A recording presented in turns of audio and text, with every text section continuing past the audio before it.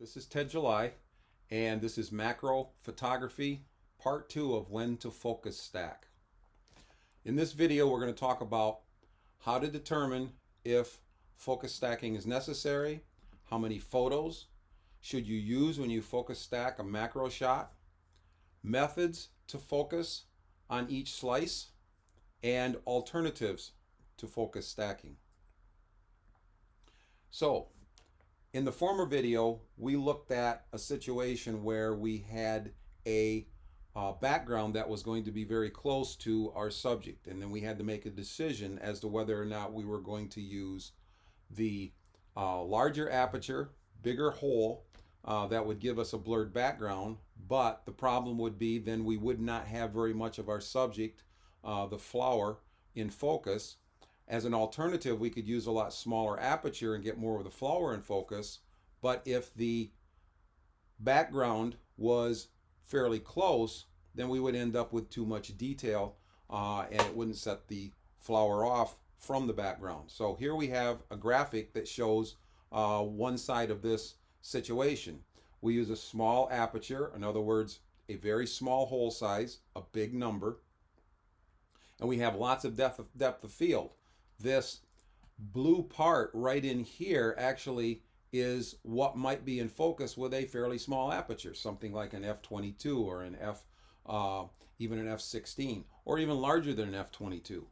But if our background is a long distance away from our subject, it could still be blurred and that won't make any difference.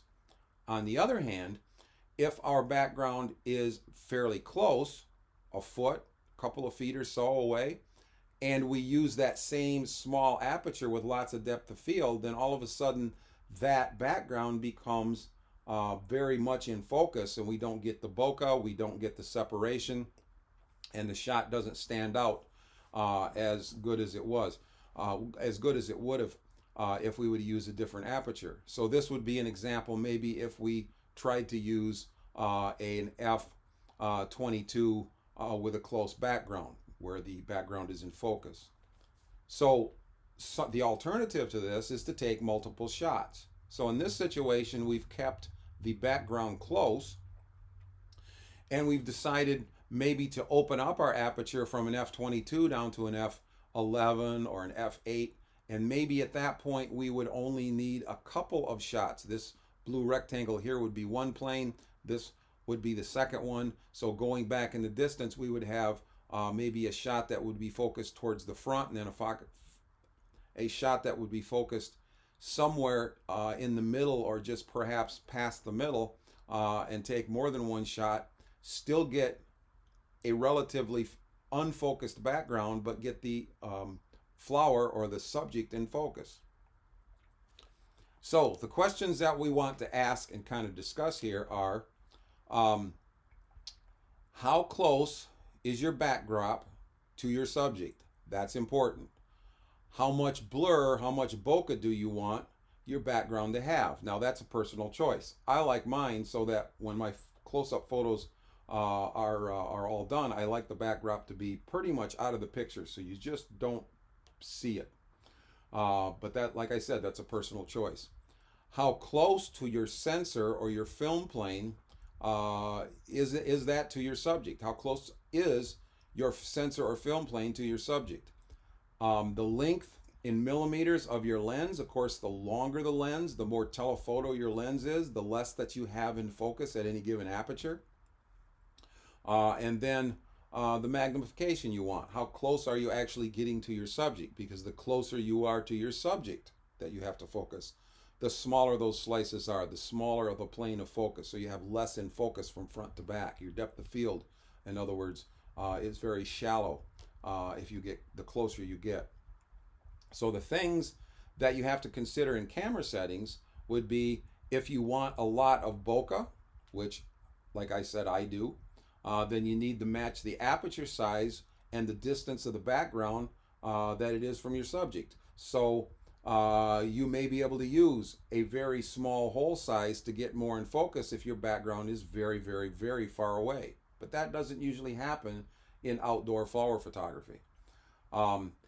Another one is if your background is far away, then any aperture will do. So use the smallest aperture to get the most depth of field.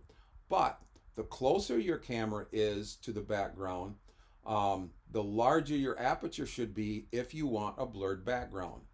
But, like we just said, if you use a bigger aperture, then you will need to take more photos and stack them if you want your whole subject in focus. So, here's a situation. Let's say then we took and made our aperture larger. Instead of using an f16 or an f22 or an f32, now we're deciding to use an f5.6 or an f4, something very, very large as far as a hole size. What happens then is that your background does get very blurry, even if it's close. But the problem is, then the plane of focus that we have might be very narrow, and you'll only get this little tip right here and focus on your flower, not very much, and the rest of the flower is out of focus also. So there's a problem. So what's the solution? Take more photos, take more shots, and focus the camera farther in for each one of them. Here we have an example set up where we've got 16 different planes, and each plane would be in focus as you changed your focus on the camera. So you would maybe use an f5.6 or an f4 and be able to, and we'll show you how to do this in a moment, calculate how many of these shots that you need to take and then slightly readjust the focus farther into the flower each time. So you take the first one, then you take the second one, then you take the third one, then you take the fourth one. Each time that you take these, you're readjusting your focus to get something else in the flower in focus each time. So here's a practical example. This is some baby cones on a pine tree, and this photo was taken at f32. This tree that you see in the background is a long ways away, and even at f32 you can make out the tree. So there's not a lot of separation, and I would find this to be distracting, and I really wouldn't probably want to take the shot. I'd want to find another alternative to be able to get rid of that background. Part of it could be turning to a different spot, etc. But the next couple of shots that I'm going to show you are all taken from exactly the same spot. So let's look at another one. All I did in this photo here was I changed from an f32 to an f11. I made the aperture larger, and look what it did. It blurred the background. All right, so we get more bokeh. I took another shot and opened it up a lot more, and this is what that exact same shot looks like at 5.6. Now at 5.6 we don't have very much depth of field. We've got the blurred background that we want, we've got the bokeh that we need, but we really don't have a maybe quite enough depth of field to be able to get from front to back each one of those little needles, etc., all the way from front to back in focus. So the next thing that I did was focus on something very, very close in the front, just as close as I possibly could. And I think on this one I took 2 or 3 shots. There's probably 3 shots that I took. And so I was able to stack those, and in the end, this is the photo that I ended up with. There were 3 photos that was focused on slightly different distances into this subject with a 105 millimeter macro lens and an f5.6. It took 3 shots for me to get everything in focus from front to back, and then they were stacked in Photoshop at that point. And notice the background. You don't even know that it's there. It almost looks, not quite, but it almost looks like it's been taken on a white piece of paper. The sky was very bright. At that point, all of the tree in the background is pretty much faded into the white sky, and you don't even notice that it's there. So that's one of the advantages of being able to use this technique. So let's take a look at the one that we talked about in video number 1, photographing the iris. And this was the example that I used at first, where I showed Not a very good background. Small aperture, f/22 with a 105 lens. Notice that most of this iris is in focus from front to back. It's not that bad. I mean, there's a few places that are a little out of focus, but most everything's in focus. But of course, the background, very uninteresting. And since we're at an f/22, you can even see the rib from the barn siding in the background, and that's a little distracting. So it's a little more uninteresting that way. And then what we did was we turned the camera, of course, 90 degrees to the right and took our shots this direction, so that instead of taking it against the barn, we decided we were going to take them against a piece of green foliage that was on the side of the flower. We are using a fairly large aperture, fairly large hole size. I think it was a 5.6 we're using here. But there's not very much in focus even on the flower. So changing that from an f/22 to an f5.6 takes away the ability of us to get everything in the flower in focus from front to back. So at that point, the necessary thing to do is to take more photos. So where is the focus on this particular shot that we took of this flower? That red circle right there is all that's in focus on this flower. Everything else, as it drifts back into the distance, gets farther and farther and farther out of focus.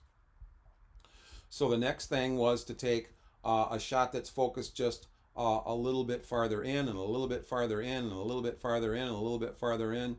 And then finally we get to this photo, and you'll notice that the front of the focus is out of focus. The front of the flower is totally blurred. There is a portion of the flower that is in focus at this point. In this particular section of the stack, where's the focus at? Well, it's at this red circle. So we had taken several photos to get back to this point, but this particular one that we're taking here is a place where only this right here was in focus. Anything that is along that plane was in focus. So altogether in this particular shot, to get the results that I wanted, we took many, many photos, a little thin slice at a time. And what that did was, as we stacked them in Photoshop and put them all together, it took each part that was in focus one at a time, stacked it on the next, stacked it on the next, stacked it on the next, until finally we ended up with the entire iris from front to back in focus. So to accomplish this, to sum up, we needed to take more than one slice. We needed to focus farther and farther and farther into the flower with equal spacing as we go back from front to back, but not again focusing on the background, which was nicely blurred. So each successive photo is focused farther into the subject, but the question is, how do we determine each new focus point, and how many photos does it take altogether to get everything in focus from front to back? Well, there's a few things that determine that, and I'm going to show you a couple of those on the camera here in this next section. I've got my camera set up on a tripod with my 105 millimeter macro lens, and I've got a daylily in the background, a little flower that we're going to take a look at. We're not going to actually do any photography here, but I'm going to show you as best I can how to focus on something like this, and use several methods. And then the method that I prefer we'll do towards the end, and you'll actually see what it looks like. You can tell from this video that I have a lens that, if you look at it from on top, and there's a little glare here, but there is actually a footage scale here in this particular lens. Unfortunately, there's a lot of lenses that don't have these nowadays, and that makes it a little bit difficult. You can see that this one actually goes down to, I don't know how easy it is to see this, but it goes down to a little less than a foot. And then the next foot scale after that, as you go up, the next numbers is 1.1 foot, 1.2 foot, 1.3 foot. So it goes up a little over an inch each time as you focus. One of the methods that you can use in focusing, when you're doing focusing stacking, of course, is to turn this dial here back and forth until you get the next thing that you want in focus. The problem with using this ring in doing that focus, even on manual, is that a little teeny turn on it often is too much for the next photo that you want to take. If your photo is only going to be, the next plane of focus is only going to be 1 millimeter away, it's very difficult to turn this ring only 1 millimeter to get an exact focus on the next frame that you need to take in the stack.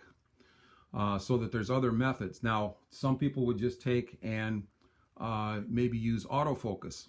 On close-up photos like this, that doesn't work very well either. It's just plainly not accurate.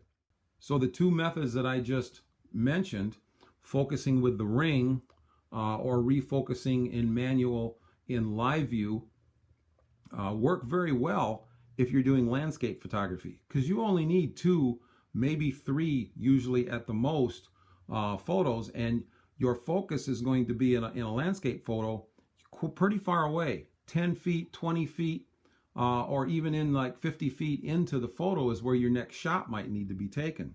And it's easy to change this that way, either using live view or just looking at your focus scale. But when you're doing a close-up photo, it's so minute that these kinds of methods often fail and they don't work real well. So what should we do next instead? Well, let's take a look. Turn this until we can see this flower. Not really very good in focus yet, but I'm going to take this. I don't know if you can see the little red. I better, just like that. The little red square. And I'm going to move that little red square over on what I think is about the closest thing to me. And if I push this button on mine, yours is going to have to be a pre-program on your particular camera. It's maybe a different button, but this button on mine, I pre-programmed it. So when I press it, it blows that spot up. Now I can take that one little place, and you're going to see this wobble a lot because we're very, very close. And I can focus very, very, very close on that one spot. Then push that button again. And where that little red square is, that is exactly where the focus is at the moment. And that on the flower, I believe, is the closest thing to me. If it wasn't, then I'd have to find the closest thing to me. But the closest thing to the camera is what we want to focus on first. And then take that photo.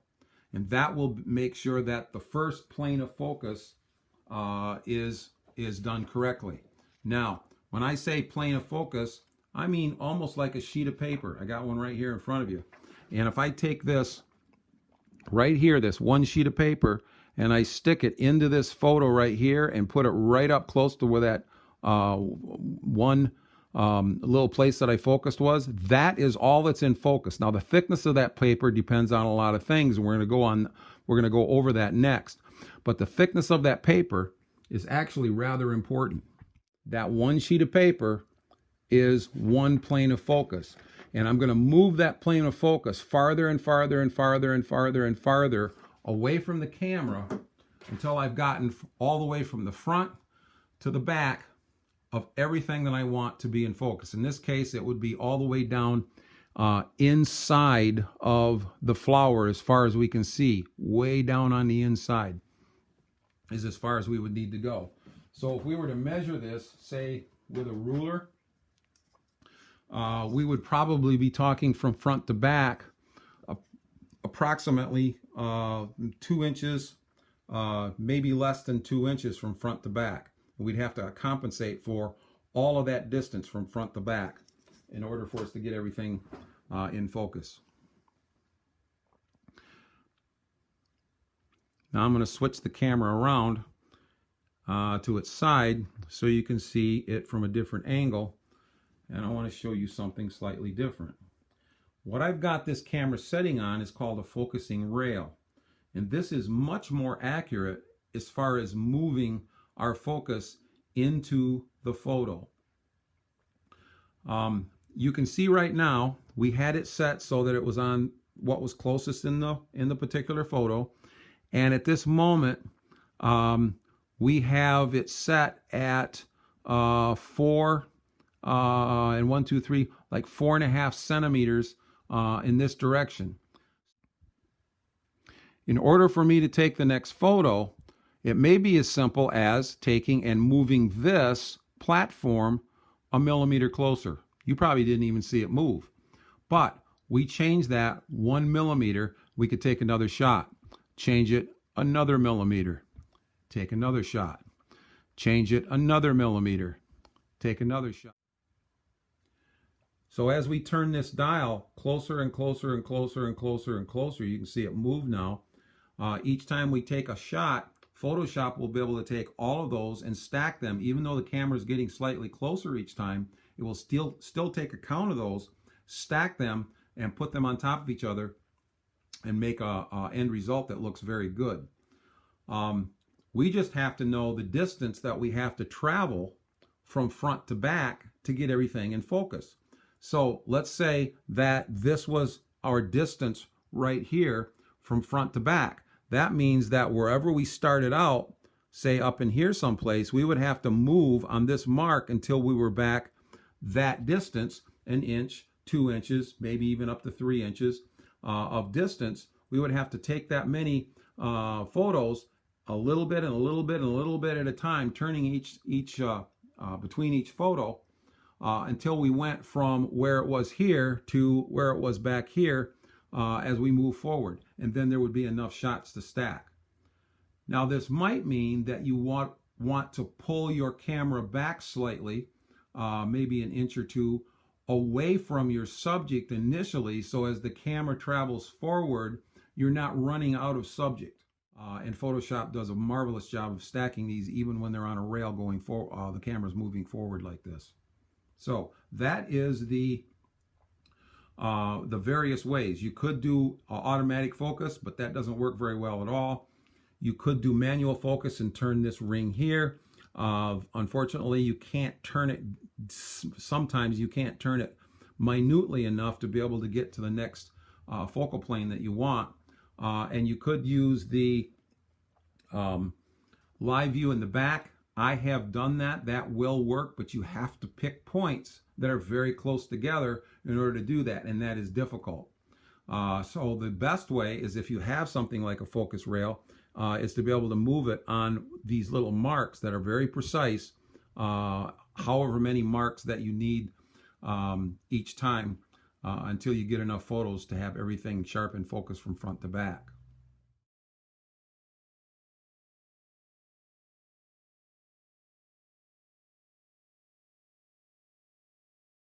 Now the question is, how do you know the number of photos that you need to stack? And that's dependent on several things. First of all, determine the distance between your subject and your sensor plane. Remember that the distance needs to be measured from the back of the camera where that little mark is, and not from the front of the lens. Also, determine the aperture that will blur your background the way that you want. And that is going to be done probably with some test photos. I usually shoot 1 or 2 test photos to look at the background, see whether it's blurred the way I want it to be before I start. Next, you're going to use a depth of field calculator of some kind to figure out the thickness of the plane in focus. Depth of field calculators are available for computers, on tablets, or as apps on cell phones. Measure the distance front to back of your subject so you know how deep that subject is, what the total depth of field of that entire flower is, so to speak. And remember to use the same unit of measurement for all the calculations. If you're going to use inches throughout. If you're going to use millimeters throughout. Then divide the width of your subject by the step size of each plane of focus. And this will give you the number of photos you will need to take. This particular calculator is made by a company called PhotoPills. They create apps for photographers for a variety of reasons. This one I got on the computer and used it for this exercise. Notice the first thing you're going to have to put in is your camera. I have a Nikon D810. You'll need to put in whatever camera you have because that sensor size makes a big difference in their calculations. The next thing is you're going to put in the size of the lens, and I'm using my macro, which is a 105 millimeter lens. After that, the important information becomes what is your aperture. We're using an f/5.6 in this case because that gives us a lot of bokeh. I'm also focusing this from the sensor, in other words, the back of the camera, to the front of the flower or the subject is going to be 18 inches. And then once we have all this information in there, these two numbers here give us our depth of field. Now the first one is the actual depth of field, and the second one, this bottom one here, is really a little bit less than the depth of field, but they're allowing for some overlap, which is kind of nice because it makes sure that you don't miss any points of focus as you're going through. But either one of these numbers will work. We're going to use this number here, this 0.0432. That's a little over 4/100ths of an inch. That's not very thick. That's like less than a millimeter. So you're going to have to be moving this such a small distance. That's one of the reasons why I'm suggesting using the focusing rail. So let's see how to do these calculations. So let's say our flower is 3 inches from front to back. That's the total depth of the flower. And we want it to be in focus all the way from front to back. So we divide 3 inches by 0.0432 inches, and we find out how many images that we're going to need to take. Therefore, down here, 3 divided by 0.0432 equals 69 images. That's a lot. This means that you would need at least 69 exposures, changing the focus by no more than a millimeter each time in between, and that would give us everything in the flower in focus from front to back once we've done that. Let's change this ever so slightly. I'm still going to use a 105 millimeter lens. I am changing this time to an f/40, which is a very small hole size, very small aperture, but I can get that on that 105 macro. That gives me a lot more depth of field, but even at our 18 inches, look here, we don't have a 0.04, we have a 0.3. That's actually a lot thicker. That's right around 1/3 of an inch. But what that does is it drops us from taking 69 shots down to taking about 9 shots to get everything in focus. But if we were to do this at an f/40, our background better be a long, long, long ways away, or we're going to end up seeing all that detail. And that's the only way this would work and still give us the bokeh that we would probably desire when we took that shot. Let's change this one more time. I'm leaving what we have at an f/40, but I'm changing to a 50 millimeter lens from a 105. So my focal length is about half. Now there's going to be a lot more in the picture to take a picture of at 18 inches with a 50 millimeter lens because that angle of view is a lot wider. But look what that does to our effective depth of field here. We've got over 4.5 inches in focus.